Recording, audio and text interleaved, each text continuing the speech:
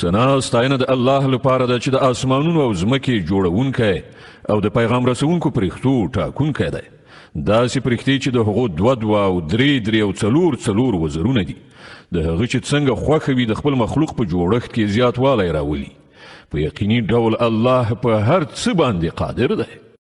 الله چې د هر رحمت دروازه د خلکو لپاره پرانیزي، څوک د هغې بندونکی نشته، او کومه چې هغه وتړي له الله نه وروسته بیا کوم بل څوک د هغې پرانیستونکی نشته. هغه د ستر قدرت او حکمت خاوند دی. ای خلکو، پر تاسې چې د الله کومې پیرزوینې دي هغه په یاد ولرئ. آیا له الله نه پرته کوم بل هستونکی هم شته چې تاسې ته له آسمان او ځمکې نه روزي درکوي؟ له هغه نه پرته بل هیڅ معبود نشته. تاسې له کوم لوري نه غولول کیږئ؟ اوس که ای پیغمبره دوی تا دروغجن ګڼي، نو دا کومه نوې خبره نه ده. له تا نه مخکې هم ډیر پیغمبران دروغجن ګڼل شوي دي، او ټولې چارې په پای کې د الله لوري ته ورګرځېدونکي دي. ای خلکو، د الله وعده په باوري ډول برابره ده.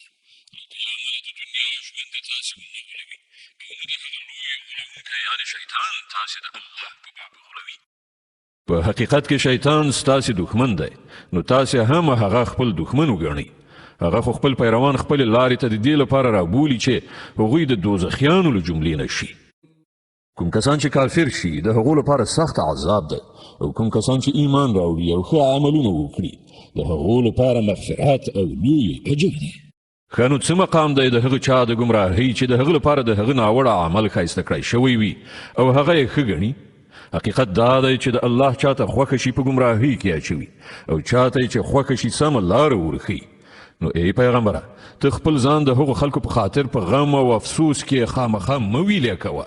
څه چې دوی کوي الله ورباندې ښه پوهیږي. هغه خو همغه الله دی چې بادونه لیږي، بیا هغه وریځې راپورته کوي، بیا موږ هغه د یوې شاړې سیمې خواته بیایو، او هماغه ځمکه راژوندی کوو چې مړه پرته وه. د مړو شوو انسانانو ژوندي کېدل به هم په همدغه شان وي.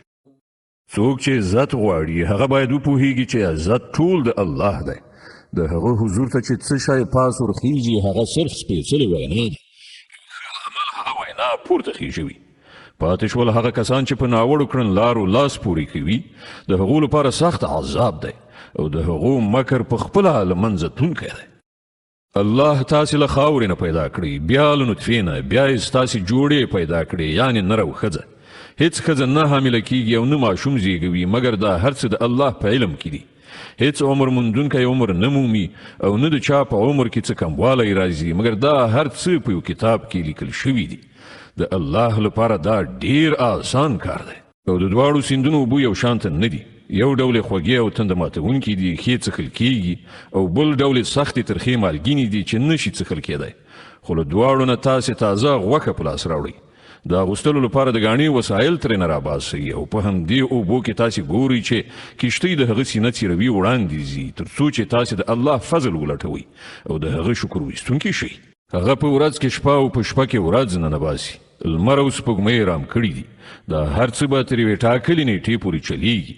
همغه الله چې د هغه په لاس کې دا ټولې چارې دي ستاسې پروردګار دی. پاچاهي د همغه ده.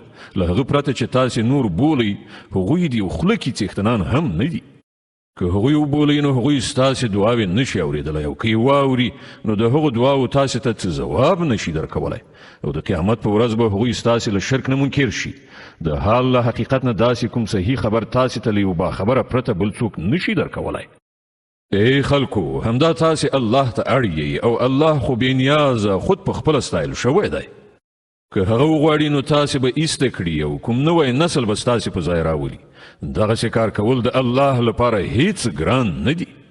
هیڅ کوم پیټی اخیستونکی به د کوم بل چا پیټی وانخلي، او که کوم درون بار شوی نفس د خپل پیټي پورته کولو لپاره بلنه ورکړي، نو د هغه د پیټي د یوې وړې غوندې برخې د اوچتولو لپاره به هم څوک را نشي، که هغه یې ډېر نږدې خپلوان هم وي. ای پیغمبره، ته یوازې هماغه خلک ویرولی شي چې نالیدلي له خپل پروردګار نه ویریږي او لمونځ قایموي. هر څوک چې سپېڅلتیا غوره کوي د خپلې ښېګڼې لپاره یې کوي، او ورګرځېدل د ټولو د همغه الله خواته دي. ړوند او لیدونکی برابر نه دي، نه تیارې او رڼا یو شانته دي، نه یخ سیوری او تود لمر یو شانته دي، او نه ژوندي او مړي سره مساوي دي. د الله چې چاته خوښه شي ور اوروي.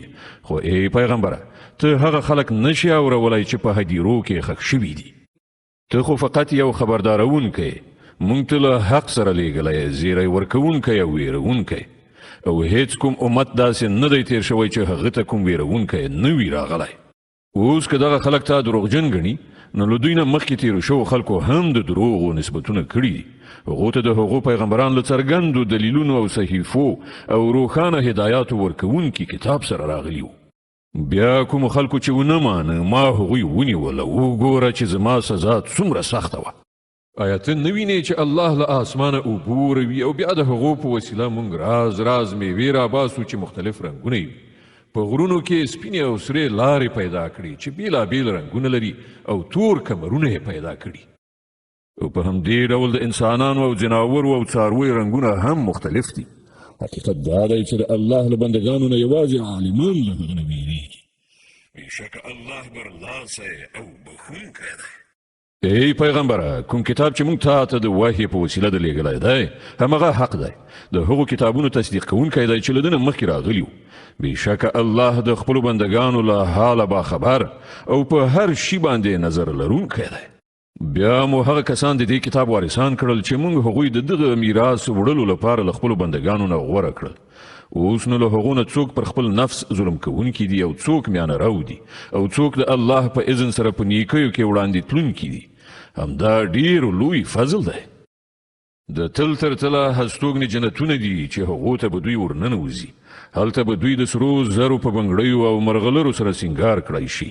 هلته به د هغو جامې د وریښمو وي او هغوی به وایي چې شکر دی د هغه خدای چې له موږ نه یې غم ایسته کړ. په یقیني ډول زموږ پروردګار بخښونکی او قدردان دی.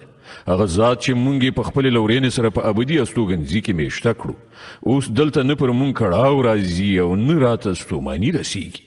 او کوم کسان چې کافر شوي دي د هغو لپاره د دوزخ اور دی، نه به مړه کیږي چې داستان یې پای ته ورسیږي او نه به د هغوی لپاره د دوزخ په عذاب کې څه کموالی راوستل شي. په دې ډول موږ هر هغه چاته بدله ورکوو چې کفر کوونکی وي. هغوی به هلته فریاد و ویلا وکړي چې ای زموږ پروردګاره، موږ له دې ځایه وباسه تر څو چې موږ ښه عمل وکړو، نه هغسې عملونه چې پخوا مو کول. ځواب ورکړی شي آیا موږ تاسې ته دومره عمر نه و درکړی چې که چا په هغه کې عبرت اخیستل غوښتلی نو عبرت یې اخیستلی شو او تاسې ته ویرونکی هم درغلی و. نو اوس د سخت عذاب خوند وڅکئ. دلته د ظالمانو کوم رستندوی نشته. بېشکه الله د اسمانونو او ځمکې له هر پټ شي نه خبر دی. هغه خو ان د سینو په پټو رازونو پوهیږي. هماغه ذات دی چې تاسې په ځمکه کې خلفا ګرځولي. اوس چې هر څوک کافر کیږي د هغه د کفر وبال پر همغه دی او کافرانو ته د هغو کفر له دې پرته بل هیڅ پرمختګ نشي ورکولی چې د هغو د پروردګار غضب پر هغو لا زیات په تاو راځي. د کافرانو لپاره د زیان له زیاتېدو پرته نور څه پرمختګ نشته. ای پیغمبره، دوی ته ووایه آیا تاسې کله خپل هغه شریکان لیدلي دي چې له خدایه پرته یې بولئ؟ ما ته راوښیئ هغوی په ځمکه کې څه پیدا کړي دي یا په اسمانونو کې د هغو څه ونډه ده. که دوی ځواب نشي ویلی نو له دوی نه پوښتنه وکړه آیا موږ دوی ته کوم لیک ورکړی دی چې د هغه پر اساس دوی د خپل شرک لپاره کوم څرګند سند وښیي؟ نه، بلکې دغه ظالمان یو بل ته په دروغو دوکې ورکوي. حقیقت دا دی چې یوازې همدا الله دی چې اسمانونه او ځمکه یې له منځه تلو نه ساتلي دي او که هغه بې ځای شي نو له الله نه وروسته کوم بل څوک د هغو راټینګونکی نشته. بېشکه الله ډېر زغمونکی او بخښونکی دی. دوی د کلکو کلکو قسمونو په خوړلو سره وایي چې که دوی ته کوم ویرونکی راغلی وای نو دوی به د نړۍ له بل هر قوم نه زیات پر سمه لاره وو. مګر کله چې دوی ته ویرونکی راغی نو د هغه راتلو په دوی کې له حق نه تیښتې څخه بل څه زیات نه کړل. دوی په ځمکه کې لا زیات تکبر اختیار کړ او د ناوړه دسیسو په کار اچول یې شروع کړل. په داسې حال کې چې ناوړه دسیسې همدې خپلو کار اچوونکو ته ورلغاړه کیږي. نو آیا دوی دې ته سترګې په لاره دي چې له پخوانیو قومونو سره چې د الله کومه کړنلاره وه همغه له دوی سره هم وشي؟ که دا خبره وي نو ته به هیڅکله د الله په کړنلاره کې څه بدلون ونه مومې او ته به هیڅکله ونه وینې چې د الله کړنچاره د هغه له ټاکلې لارې نه کوم طاقت واړولی شي. آیا دوی کله په ځمکه کې ګرځېدلي را ګرځېدلي نه دي چې دوی د هغو خلکو عاقبت لیدلی وای چې له دوی نه ډېر زیات طاقت درلود؟ هیڅ شی د الله بې وسې کوونکی نه دی، نه په اسمانونو او نه په ځمکه کې. هغه په هر څه باندې پوهیږي او په هر څه باندې قدرت لري. که چیرته الله تعالی خلق د هغو په کړنچارو باندې نیولی نو د ځمکې پر مخ به یې هیڅ ساکښ ژوندی نه وی پریښی، خو هغه جل علا شانه دوی ته تر یوې ټاکلې نیټې پورې مهلت ورکوي. بیا چې کله د دوی نیټه پوره شي نو الله تعالی د خپلو بندګانو لیدونکی